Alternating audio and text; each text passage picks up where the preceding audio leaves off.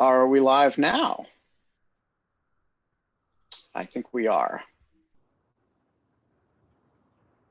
All right.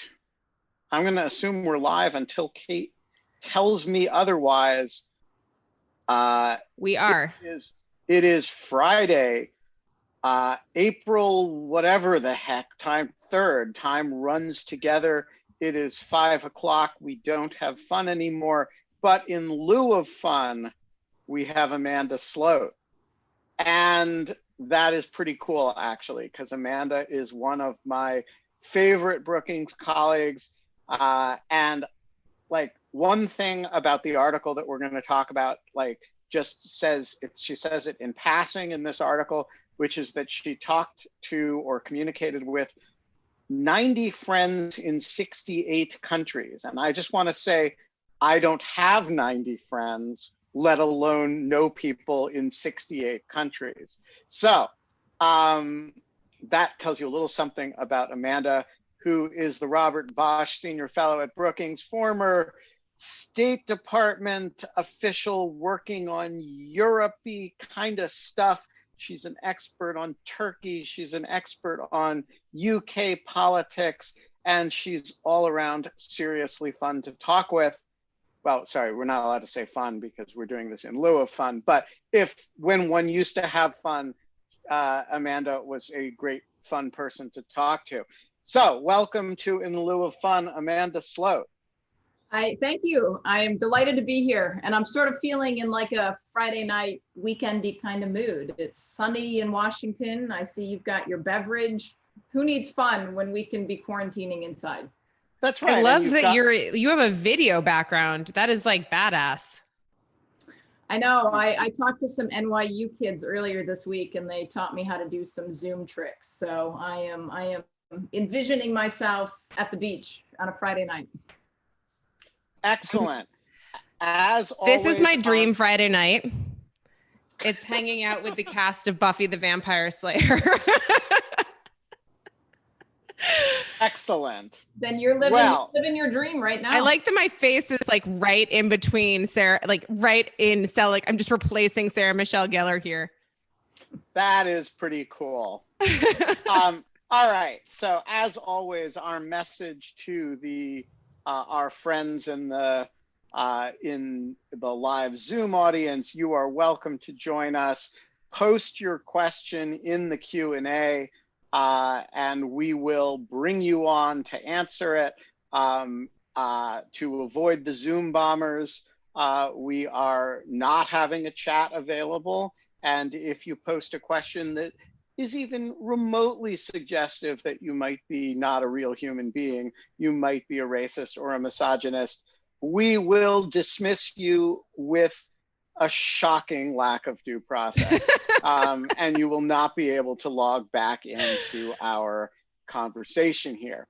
So where do we start? Amanda, tell us about your Politico piece, which is and the research that led to it. It's kind of a survey of cultural responses around the world to coronavirus. How did you end up doing this, like, contact everybody you've ever met everywhere in the world and ask them what's going on in their country's project? So as with most great projects, I was laying in bed on the Saturday morning when all of this was kicking off, and decided to just post a request on Facebook to see if I could get friends from different places to tell me things about what was happening in their countries. And I got a number of responses, but then I realized that I should start stalking people directly. So it really began as a sleepy project on a Saturday morning, which then, as I started to get more information, morphed into something that could potentially be bigger and more interesting. So then I started thinking about all of the people I knew in all of the different places, and stalked them via text, WhatsApp, Messenger, email, promised I would protect all of their identities and collected as much information as I could, and then have been kicking myself in subsequent days as I have thought of other people in other countries that I could have thrown into the loop. So maybe if I do round two. why do people's identities need protection for a project like this? I mean, it's not people commenting on their government's responses or on highly politically sensitive issues. It's largely, sort of cultural reactions within a country. Well, I think we live in a climate where some things that in ordinary climates would be seen as normal things to comment on sometimes have heightened sensitivity. I certainly assured everybody I was simply looking for cultural reactions and not policy commentary, and really just wanted to take advantage of knowing a lot of people in a lot of very different and interesting places. I think this is an amazing project. One of the things that Ben and I think like we've spent a lot of time talking about like effects on education of this and the effects on each of us and kind of just sharing some personal anecdotes. But I kind of love the systematic way that you kind of went about this and what could have really just been kind of like, I don't know, like a lack of rigor, frankly. Like, and you just sound like you really sought out people and figured out what to ask them. And I think that it's kind of interesting to live through this moment. And we've talked about this, Ben. Today we were talking about, I think briefly we were talking on the phone and we were kind of just catching up personally. And we were talking about like what was going on, like whether the different ways that people are characterizing this period in time as being about like whether they're comparing it to 9/11 or whether they're comparing it to World War II.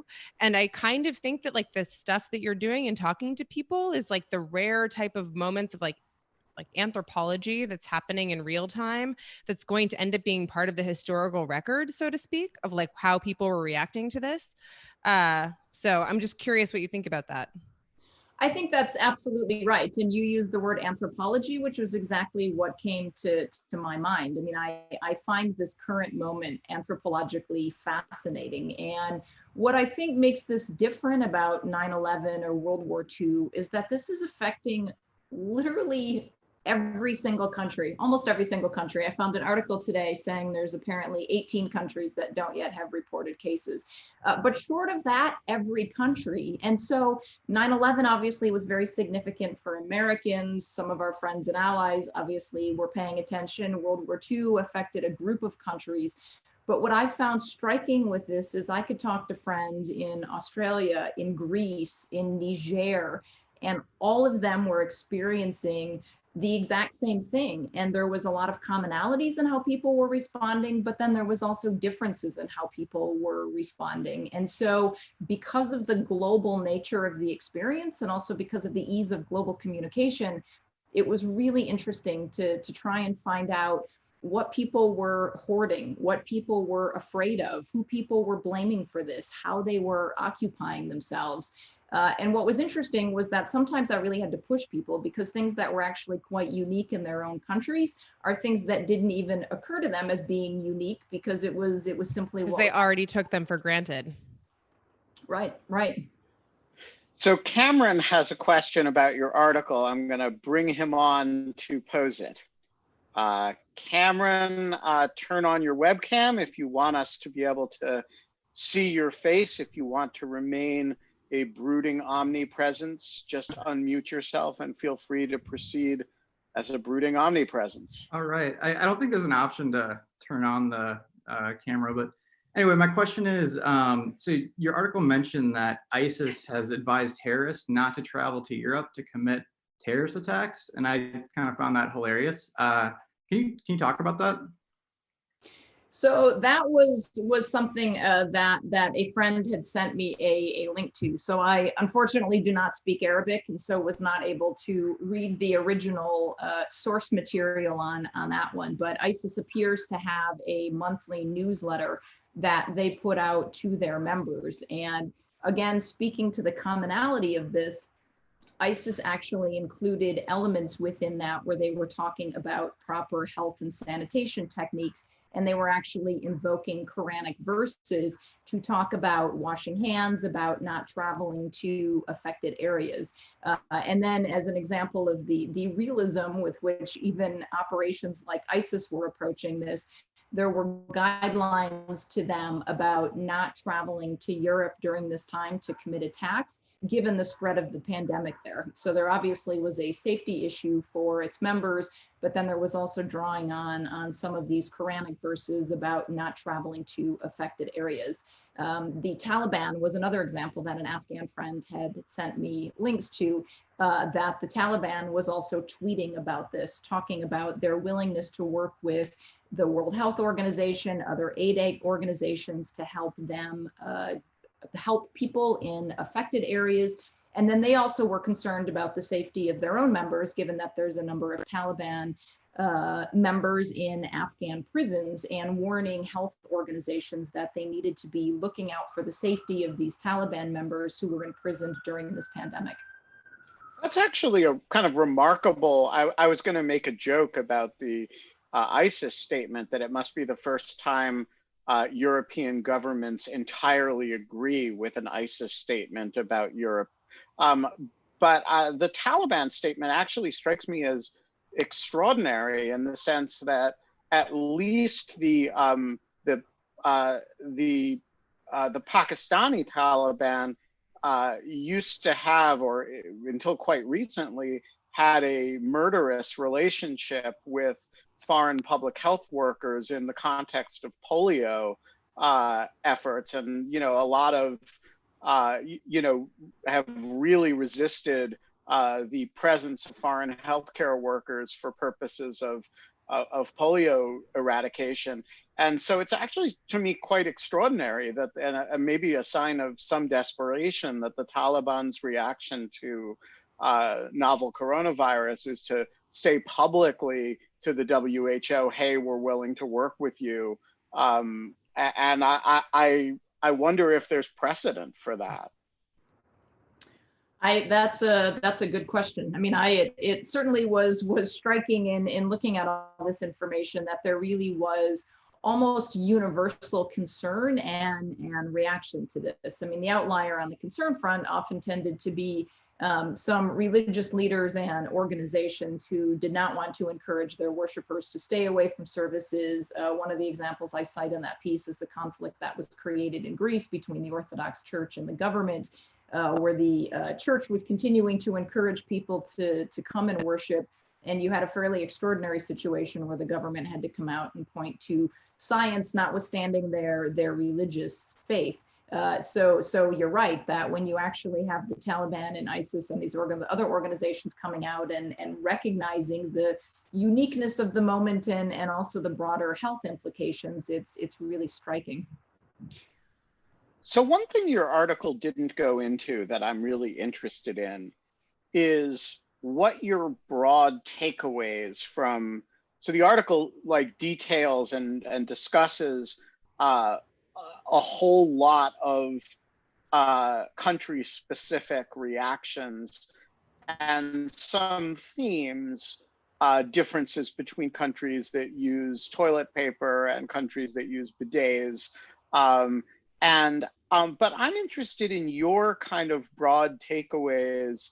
What's the big theme that you learned from talking to all these people in all these different countries? Is it that basically we're all the same and we're all dealing with the same problem? Is it that, some countries are doing this much better than others? What was your reaction as you kind of listened to all these people?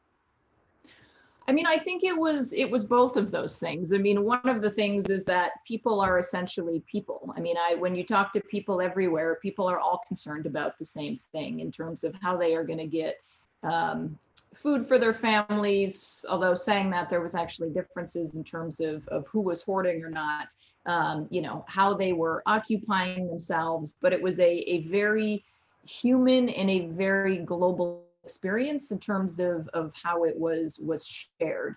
So some of the commonalities on that were quite striking. I think what I found interesting was the areas where there was differences. I mean, in some places you certainly had countries living up to their national stereotypes, which people may have given me examples for that reason, with the French not wanting to stop doing cheek kisses, the Argentinians not wanting to stop sharing mate. I think the biggest takeaway I had at the point when I did this, and this was now 2 weeks ago that I was drafting this, was that the crisis had not yet come to Africa. And what I heard from friends who were in Africa was what was most striking. And it made Africa the biggest outlier in terms of some of these trends. First, culturally and just financially, a lot of people in Africa don't tend to use toilet paper.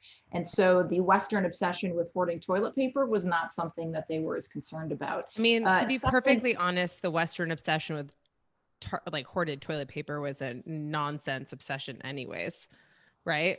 That's true. That's true. So that was the other, I guess less serious divide was on the toilet paper bidet question, because all of my friends who were from countries that use bidets were actually fairly scathing in their commentary about toilet paper. And even a Bosnian friend of mine who now lives in the US, was saying it's crazy. People can just jump in the shower and wash themselves if they need to. I mean, this does not need to be an epic crisis if you actually run out of toilet paper. It's not like running out of food. So certainly the toilet unless you're a toilet paper eater. Is that a thing? No. And that's not a thing. Sorry, there are all kinds of people. Way to make it awkward, Ben. I know. There was a story this week about a large truck that apparently ran into a guardrail and caught on fire, and something like 17,000 rolls of toilet paper went up into flames, and America wept.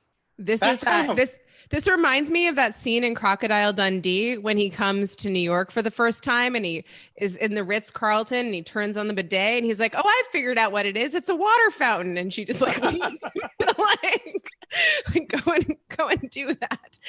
That's nice. Anyway, everyone in America now is signing up to get bidets.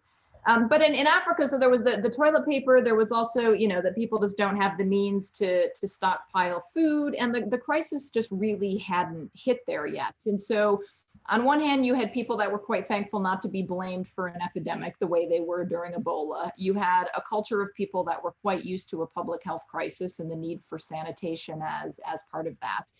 It was seen very much as a foreign crisis with foreigners or people that were traveling to Europe and coming back and bringing it. But at the same time, a realization that because of the way the country is designed, that things like social distancing aren't practical for people that live in more impoverished areas and in very small villages.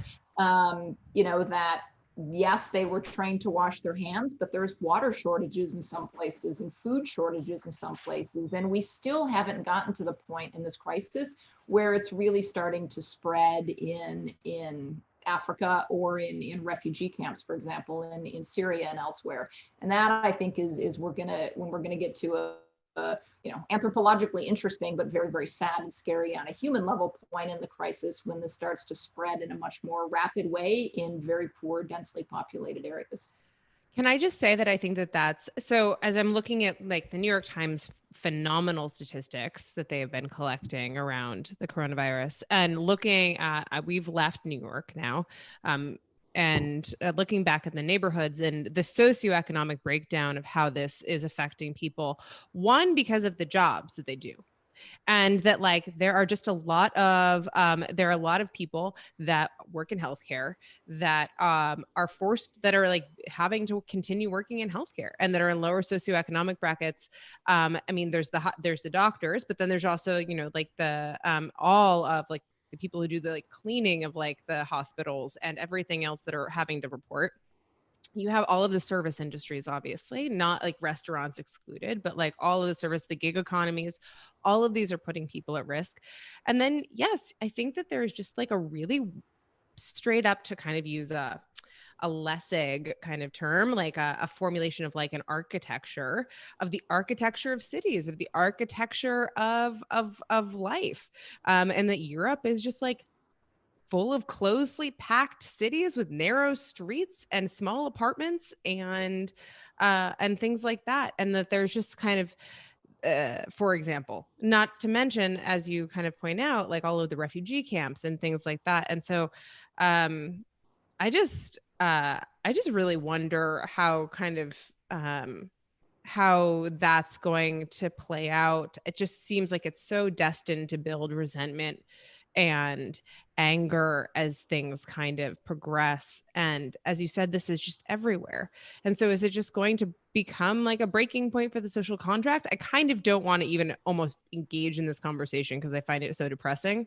But like, I mean, I guess that is kind of where my mind is going. I mean, that I think would be the interesting thing to try and do a follow-up piece on this. I mean, at the point that I did it in mid-March, China had gone past its peak. A number of these European countries were starting to near their peak. We were having more restrictive measures put in place in Italy, in Spain, in France, and it was only just starting to begin in the US. And like I said, it hadn't really hit yet in Africa. And so, if we fast forward a couple of weeks from now, the US will be closer to the peak of the crisis. Some of these European countries will either be at peak or just past. And I think we'll start to see a number of more cases in Africa. And so, I had read somewhere where somebody talks about the phases of this. Initially there's this first phase where people don't really think it's very serious. They continue to go out to restaurants, to bars, to yoga studios. Then you have the phase that I think we're generally in much of the US, where we are now starting to be locked down. We're seeing it's a bit more serious, but everybody is entertaining themselves by doing shows like this and yoga on Zoom and the like. And then the next phase is when this stuff starts to become less possible and entertaining because you start to know a much higher percentage of people that have actually been directly affected. And that I think is where people in Italy and Spain are. I mean, friends have told me in recent days that it's now at the point where many of their colleagues either have family members or friends who have been affected. People are starting to lose people that they know. And that I think is the progression that we're going to end up going through. And so it'll be interesting to then check back in with people around these places and see at what phase they're in and what they're reacting and doing to cope with it at that point. Ben, we kind of talked about this with Jordan yesterday, which was just kind of the idea of getting people to kind of like take this seriously. And like, you can only, and I compared it to like the concept of Bayesian reasoning of like people slowly updating their priors and figuring out like that things are serious and like taking it seriously. But like, generally speaking, if that's how people reason, what you're describing is a descriptive reflection of that, which is basically that like, it's not until people can feel it socially, feel it personally. And when it's just being reported to them, they're not feeling it socially or personally. And it's like the second and third stages in which that starts to happen and it changes actual decision-making around their own behavior. Right. And that was part of what I wanted to do with this piece too, is, obviously many people in the United States have very real concerns in terms of jobs and food and poverty and all of that. But also to provide some context that, you may be worried about toilet paper and there's a whole lot of people that don't use toilet paper at all. You may be concerned about certain things and there's a whole other set of people in the world who are experiencing the same thing, who have a completely different set of concerns that you do. And that's, and you're right about the socioeconomic differences that we have within the US and I think much of Europe as well. And then once you start adding the African piece, you actually have a very different level of socioeconomic issues and concerns and challenges that people are facing. So Amanda, in the 2 weeks since you did this research, what has happened in Africa in terms of the spread? Has the, candidly have not focused on the Africa numbers except to observe that they're significantly behind Europe and us as is South America in terms of prevalence of the virus. How much have those numbers exploded in the weeks since you wrote the piece? I thought you were going to ask me that, so I looked up some of the numbers this afternoon to try and get a sense of some of this. There's now apparently over 7,000 cases in Africa, taking in the continent as a whole. The majority of those seem to be in some of the North African countries, in Egypt, Algeria, there's some in Morocco, Tunisia. In other parts of Africa, South Africa is the hardest hit. They have over 1,500 cases. Senegal has over 200. Mauritius has 169. So it is now starting to spread in some of these African countries. When I had done my piece about 2 weeks ago, some of these countries had 0 cases. Some of them, they could actually count on one hand the number of people. And most of those cases were, as I said, people that had been to Europe and were starting to return. I think a lot of these governments understand the situation. They've been paying attention to what's been happening in the Western world. They also know the experience of Ebola. This, of course, is quite different from Ebola. Ebola tended to be transmitted if you actually directly touched somebody who had it. You were interacting with blood, with bodily fluids, with the body of somebody. This is much more easily transmissible in terms of just droplets that can be in the air. South Africa in particular has cracked down extremely hard. I was in touch with a friend there this week, and they're essentially locked down, and you have army out in the street. There you have millions of people who are HIV positive, which is a huge concern. You have poverty. You have people living in very tight communities, which is a concern. And so the army there actually has gotten some mixed reviews. I think on one hand, people are glad that the government has taken this seriously and cracked down. On the other hand, many people are pointing out that this is the Army's first operation since apartheid days, and some of them seem a little too enthusiastic to beat people that are not necessarily complying with this, which then that gets into the whole separate issue about potential authoritarian responses from governments. But the short answer to your question is there are starting to be increasing number of cases in Africa, and from what I've seen anecdotally and the little bit of reading I was doing this afternoon, governments do seem to be pretty quick to respond to try and lock this down because they understand the potential for rapid spread in their countries. And when you were doing this research, is there a country that you just reacted to that said, wow, they've really got this? I wish I were living in, I don't know, fill in your country here, or is this basically a kind of this just turns the hagiographer's mirror on whatever country you look at? One thing that I found quite striking is that a number of American friends who were living overseas told me that they were very thankful to be living in the country that they were in, and that they were not wishing that they were in the United States right now. That they actually felt that the host governments, wherever they were taking a much more responsible approach to this than what the United States was at the time. South Korea certainly seems to be one of the front runners in terms of its approach to this. One of the things that I came across this week was that they have now started developing essentially phone booths where medical workers are inside and protected, and they are able to stick their hand out and do the swab of people that are walking by these phone booths and coming up to them to be tested. So they have been very innovative, I think, in terms of the way that they've responded. They apparently had people standing in costumes, as I mentioned in the article, outside the subway stations, asking people to wash their hands. Asian countries, generally, people were much quicker to wear masks. Culturally, that was a different situation in Asia. Many people were already wearing masks because of air pollution. So they had the masks. The mask was a common practice that they were doing. We've obviously seen a lot of mixed messaging here in the US about masks, with the government just coming out in the last day or so recommending that people wear masks. So certainly South Korea has seemed to be on the leading edge in terms of some of their rapid responses to this. But like I said, the thing that was most striking was the number of Americans that were living overseas. And I mean, obviously it depended on the country that they were in. But in general, I did not find a lot of expats longing to be home at this moment. Obviously there was concern about proximity to family and checking in on loved ones.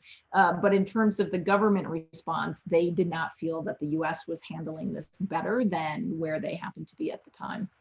Amazing that. All right, if you want to get in on the conversation, use our Q&A box,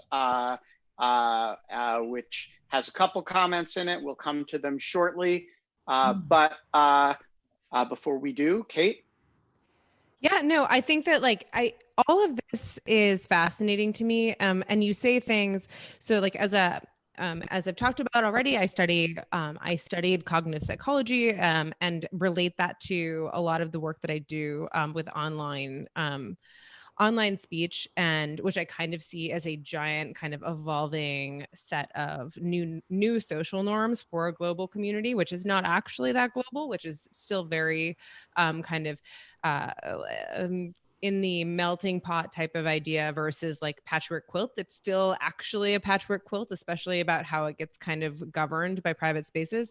And so all of this makes sense. It's also just super fascinating. I had a call today with Facebook, myself and like a number of other kind of content moderation specialists. And they were kind of giving an overview of what they're doing now that they've had to not go to human content moderation, the problems that are arising. Um, and there's kind of this amazingness around how horrible people still manage to be in light of like kind of some of these things. You think that it would raise us up. But I've actually they are dealing with the people who are doing arbitrage and trying to sell fake COVID tests and trying to like put out mass messages and trying to politicize this, and censoring world leaders that give misinformation on things. And I'm just kind of, I wonder if like in talking to individuals in different countries, if you have kind of a more hopeful story, or whether you kind of took away from it that things were, there's a solid mix. There are always going to be people who try to like manipulate these types of situations, and there's always going to be people who like kind of rise up. I think there was a mix. My concern is that as this crisis continues and people start to get more desperate, there is going to be the potential for people to take more desperate measures, especially to try and get food and money for their families. Certainly there was a lot of hopeful stories. It started with people coming out on the balconies in Madrid on Saturday nights to applaud their healthcare workers. This spread across Europe. Some cities, including New York, are now doing that in the United States. There were stories of people bringing food to their neighbors. I saw a story this week in Norway that the prime minister held a press conference for children, recognizing that children have much different questions than what adults do. And so wanting to really engage with that population. It was quite heartening to see the way people in different countries are maintaining senses of humor. The number of memes and jokes and videos that people are putting out was something that was quite universal, even though the content of the jokes tended to be quite nationally specific. At the same time, there's certainly also a lot of concerns, especially on the government level, about excessive use of force. I work on European policy, and there's been a lot of attention this week paid to what's been happening in Hungary, with the government putting in a state of emergency that really limits Parliament's ability to be involved. In places like Serbia, you're seeing army. Yeah. How are you defining use of force? Are you just mean like police force, or National Guard force, or like government force? And you mean like physical force, or do you mean like threat of force? Sorry, not to like get too specific. Yeah, no, I mean, I think in some of these countries, they have a state of emergency that has been put into place. And so I know in South Africa, for example, and in Serbia, there have been military, there have been tanks on the street. And I know anecdotally in South Africa, there have been heavy-handed use of force by the police to get people to comply with stay-at-home orders. I've also seen videos on Twitter from India, for example, of police officer beating people with sticks that might be out on the street. And so there's a difference between National Guard coming out and helping people and people using this as an opportunity to police.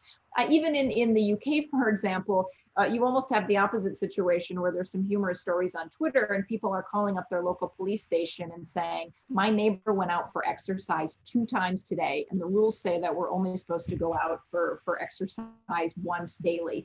And you've got, I think, even stories in the United States of people calling 911 to report their neighbors who are doing something that doesn't comply with stay at home. I think there is excessive citizen policing in some cases. I think there is excessive use of force by police in other cases. And then, you know, it remains to be seen in some of these countries that put into place states of emergency, how that's going to play out. I mean, the comparison that I've been thinking about this week is what happened in the United States after 9/11. Yeah. And I think we really had a national debate about civil liberties. We had the Patriot Act, you know, we had to start taking shoes off at airports.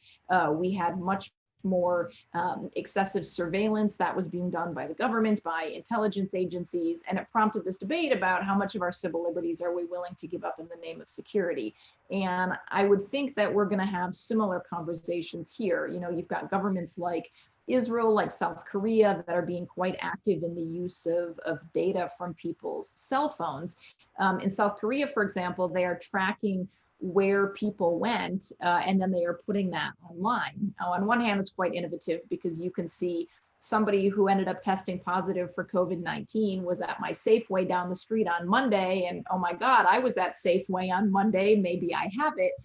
On the other hand, there's questions about whether we really want the government to know that we went to Safeway and you know, perhaps the anti-government meeting and whatever else it was that we were doing.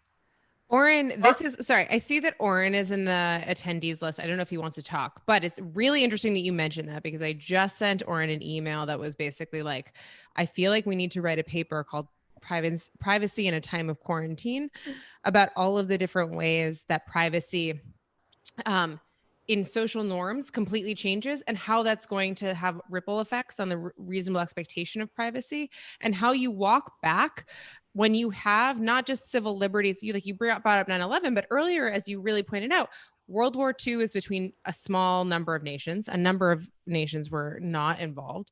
9/11 was just the US pretty much that was involved, and then the Middle East. But like you have this complete global shift, and how we're going to walk it back in all of these ways is just going to be huge. And I think that the implications of this, of being able to conscribe this are just are enormous. Anyways, I don't know if Oren is like actively listening and wants to get involved, but that was just something that I raised to him today about doing. And I think that it would be fascinating. I mean, then on top of that, you get into the fact that like you don't have privacy from your coworkers anymore about your home, right? Like, you know, you don't have private, you have to kind of, you know, they're going to see your baby screaming or hear your baby screaming. They're going to see your dog. They're going to like see how messy what your kitchen looks like. There's no like see your beach view and the fact that you hang out with the cast of Buffy the Vampire Slayer. I know this is fake news. I don't actually hang out with the cast of Buffy the Vampire Slayer. I do slay. All right. Though. So we have some questions from the audience, including first a second question from Cameron. Cameron, what's on your mind? Whoop, we've Cameron? Oh, do you hear me? We got you now. You hear me? Okay, yeah. So I was just wondering what you guys think, how it's going to play out, the coronavirus in populist governments, both kind of in the short term and the long term. I think, Ben, you touched on in one of your recent podcasts how the use of surveillance for public health, how that brings up some concerns. Like, you know, I could see a government maybe like Serbia, they're kind of trying to build up a mini surveillance state, kind of copying Russia, how, you know, a government like that might take advantage of public health surveillance and to try to get more power that way. And then also I was just wondering, in the longer term, kind of how the anger over the coronavirus might be channeled, you know, whether it might be bad for right-wing populist governments or whether it might empower them. So great question. And we have a related one from John Vasquez. So why don't we take them as a group and give some thoughts on them together. John, you got to unmute yourself. But why don't you add your question to Cameron's? Well, I know. Thank you for the Zoom conversation, by the way. In lieu of fun, this is actually a lot of fun. But my question was, and it's a correlation to what Ben said about Cameron's question. You know, when world leaders like Viktor Orban use the coronavirus to effectively become a dictator, you know, the tool, the virus is a tool for authoritarians to consolidate power. I mean, what's different in a place like Hungary from the US, where, you know, we sort of see the same sort of behavior in parts of our government where, you know, the government might use this as ways to consolidate power. Do you guys have concerns about power grabs within the US government? All right. Thank you, John. There's a lot on the table there between those two questions. Amanda, get us started. What do you think? Ben, I'd be particularly interested to hear your thoughts on the U.S. side. You know, I think in a number of these countries, it's simply going to depend how this plays out in the long term. I think in a number of places, people are recognizing the seriousness of the pandemic. Certainly, all you have to do is watch television and social media to see that people have not been particularly good at policing themselves. Here in the United States, we had spring breakers that were all over the beaches in Florida in recent weeks. In the UK, in Germany, and other countries in Europe, you had people that were continuing to go out to beer gardens, to pubs, to walk. And so I think in terms of some of these social distancing mechanisms, it really has required governments to actually mandate that people are staying home in order to achieve the necessary quarantine effect. Where I think it starts to get problematic is when you have governments imposing states of emergency that give them either excessive amounts of power or that takes away the power of parliament or the legislative branch to conduct oversight.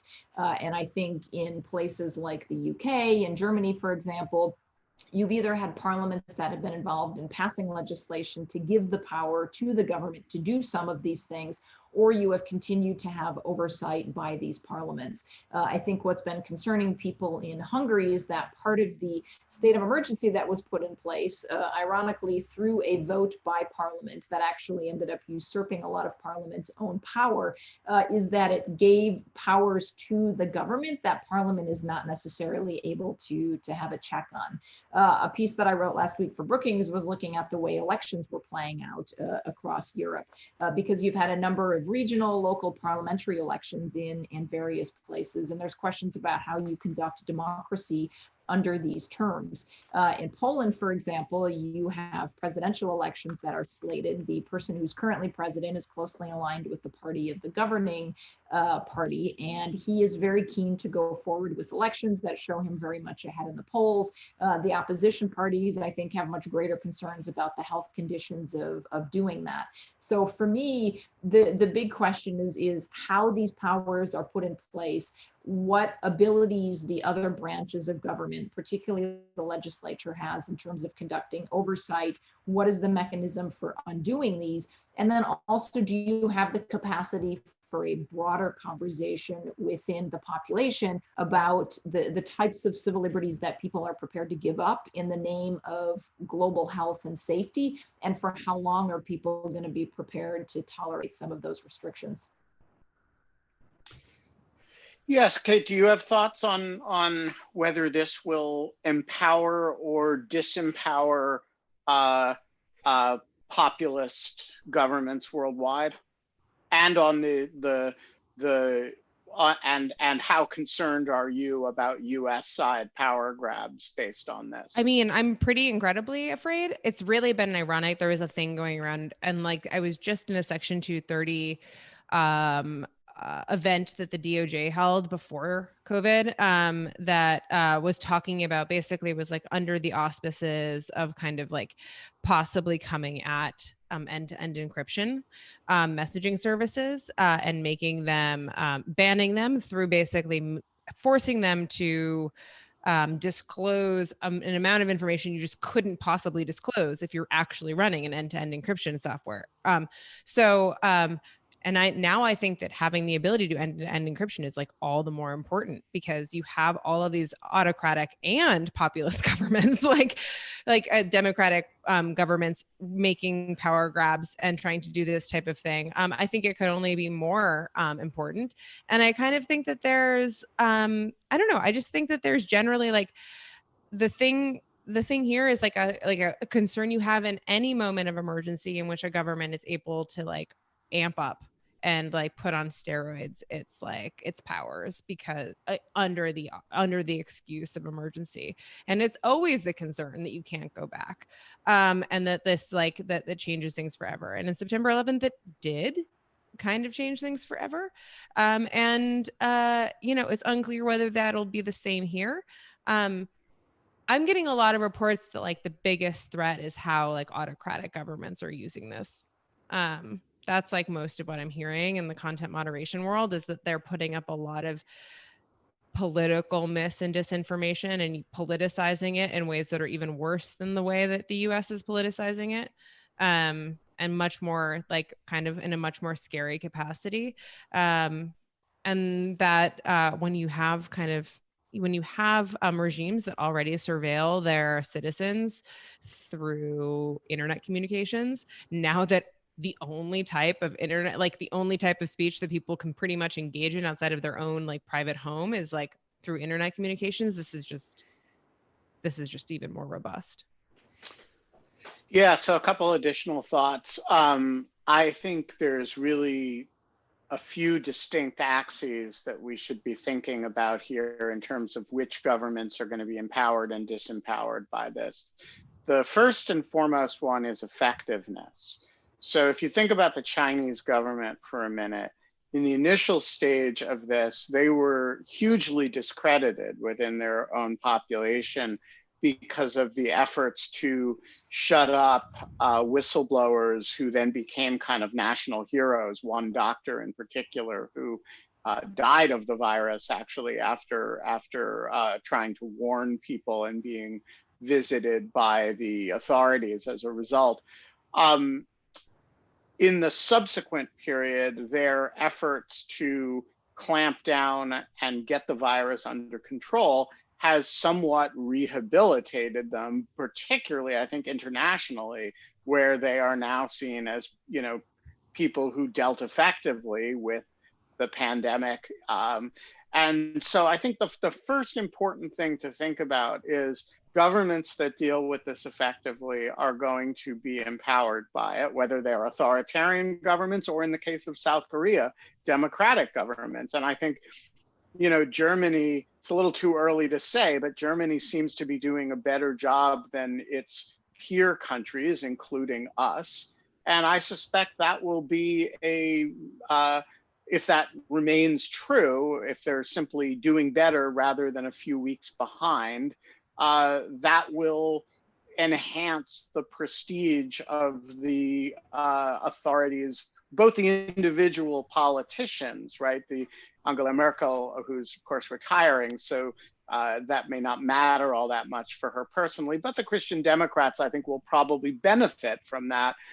Conversely, if you think about some of the Italian politicians, the government of Conte has been relatively, despite some significant missteps, I think has been generally empowered by this, versus the populists, Salvante, who was was sort of skeptical and treated this as a foreign plot, has been sort of somewhat injured by it. It's a little too early to say. So I think that the first thing to look at is not whether governments are authoritarian or not, and whether they're consolidating power, but just the observation that governments that deal with it effectively, that are earnest about it, that are serious about it, are going to benefit.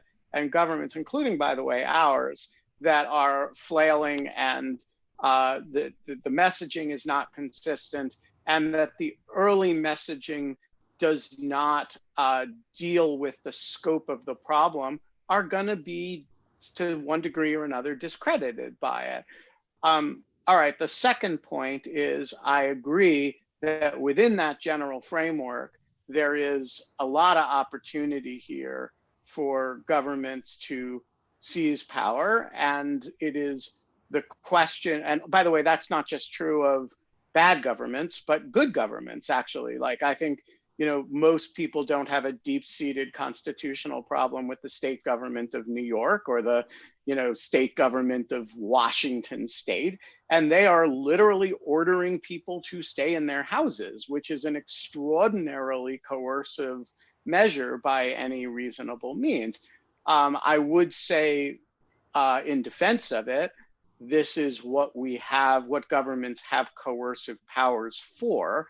And if you don't have them in this situation, what exactly is the coercive power for, if not to save lives in a pandemic? So I don't but the question of how you roll that back at the end of things is a hard one. And I am relatively confident in the case of the United States because we have a kind of long history of, extraordinary measures in situations like pandemics that don't become long term. The uniqueness of the Trump experience, however, is a complicated one. And, Trump does not pay lip service even to the idea of certain democratic norms. And so the idea that he would kind of use this in order to, somehow consolidate power would be a very scary thing for me, except for the glaring absence of competence that tends to ameliorate a lot of the worst aspects of Trump's, disordered personality in terms of translating into authoritarianism. And so I do think the central challenge for the United States is a little bit different from the central challenge for European countries, which tend to get to set their times of election. We don't get to do that. It's legally prescribed. We have to have an election on the first Tuesday after the first Monday in November. So the challenge for us is how to do that in an organized and democratically serious way in the face of A, the pandemic, and B, the way Trump responds in general and also to the pandemic. And I do think that's a very significant challenge. And it's one that we, a lot of people, we're going to have, I think we're going to have Nate Persily on the pod. I was going to say, that's a great way to kind of wrap up and just talk about, just kind of thank Amanda for coming. And then just kind of also, you let us straight into who's going to be on the show on Monday, which is Stanford Law School's Nate Persily, who is an worldwide expert on democracy and elections and free speech, and who has been literally consulting leaders all over the world and all over the country and how to reorganize and plan their elections around the COVID crisis, which is a fascinating fascinating and terrifying prospect. And I'm glad I literally just told Nate, I was like, please don't get sick. You're the only person in the whole world that knows how to do this. Go lock yourself in some cryogenic chamber and just come out to do our show. Yeah. And Alex Stamos, who is at the Stanford Internet Observatory and who is doing a ton of great research right now on misinformation and disinformation. He was doing it before, but it's especially important now because he was doing this.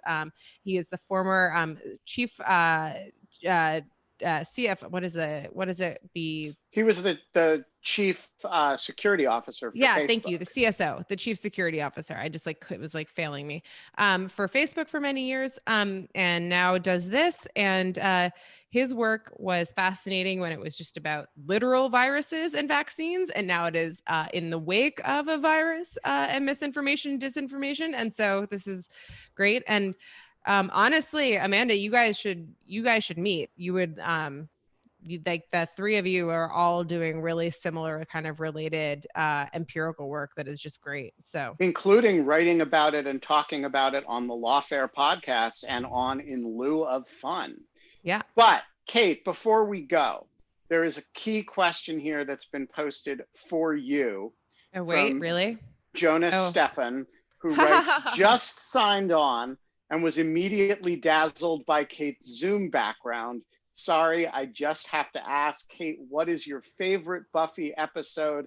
I could not ask this silly question anyway. The kids are sleeping next door, and writing in English with a German smartphone keypad is hell. All right. So, Kate, so I have to, this is like a weird personal fact. I am obsessed with Buffy the Vampire Slayer. It is actually I think one of the best shows. It's light, it's fun, it's heavy, it's dark, it's like all the things. And I've watched it. It's like 24-hour-long episodes every season. There's 8 seasons. So if you're looking for something to binge, I highly recommend it. And I have watched it all the way through over 8 times. So, what's your favorite episode? Super fan. I know. I'm like, don't even get me started. I have a whole thing. Speaking of anthropology, Amanda, like in some other life, the anthropology, the cultural anthropology of television, like how MASH made like this entire show about the Vietnam War that was actually about the Korean War, and how like, anyways, it's just like, it was happening in real, it was just like this way to like criticize the war and anyways, it's just all of these things. But my favorite Buffy episode, I think, would have to be Hush, which is this episode in which monsters come in and steal all of the voices of everyone in the town. And the entire town, it's actually kind of related to the pandemic. The entire town is like, can't talk, and they're running around trying to speak to each other, and they can't talk, and there's no cell phones, so they can't talk on cell phones. So they carry whiteboards and talk to each other that way. Anyways, I hadn't even thought about its relation to the pandemic, but anyways, which that seems to relate to how Ben looks right now. He looks like those people that they interview on TV that want their identities protected. I know you really do, Ben. You're kind of like, you're got like this, you're like, they've like shining a spot, they're backlighting you with a spotlight. Yeah, it's because it's late afternoon and the light is in back of me, and it's all been replaced with the Order of the Baby Cannon seal, but I am still backlit, and so I'm all I need is a voice disguiser, and yes. So then I'll be completely obscure. This has been so much fun. Amanda, your work is so important and great right now. I hope we get to stay in touch. You can come back on the show at some point. Come back and join us again. Yes, please This was fantastic. I can't imagine a better way to spend a Friday night in quarantine than. Don't get a sunburn wherever you are. I know. I my pina colada is almost ready along with my fish tacos. So it's dinner time. Why did you say that? Now I want a pina colada and fish tacos. I'm going to eat some beans. That's what I've been eating for the past few days. Excellent. It's rough. It is Friday. It is 6 p.m. And we will be back tomorrow at 5 for the surprise episode. We'll just, Kate and I will not have a guest. We'll just chat. Maybe we'll pull somebody in from the audience like we did last week. Maybe we won't. But in lieu of fun, you can still have us. Thanks, Amanda. Bye, Kate, Amanda. I will see you tomorrow. Thanks, guys. Have a good weekend.